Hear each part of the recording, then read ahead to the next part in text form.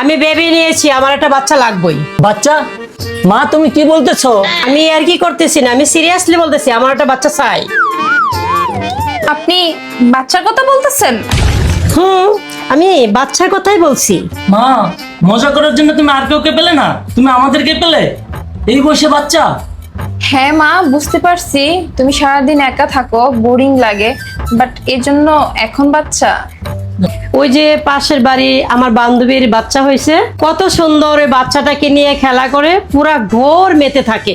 হ্যাঁ মা, তোমার ফ্রেন্ডের এই বয়সে বাচ্চা, এসব কি হচ্ছে? এই একটু বোঝার চেষ্টা করো, মা বাচ্চার কথা বলতেছে। হ্যাঁ নূর, আমি বুঝতে পারছি মা বাচ্চার কথা বলছে, কিন্তু এখন এই বয়সে সম্ভব না। আমার বৌমা রাজি, তোর অসুবিধা কোথায় রে? আরে মা, তোমার বাচ্চা লাগবে আমি বুঝতে পারছি, কিন্তু এই বয়সে তুমি বাচ্চা নিলে এলাকার মানুষ কি বলবে? এই বয়সে বাচ্চা লাগবে আমার, তোমার না। হ্যাঁ, তোর মাথায় কি গোপর আছে নাকি?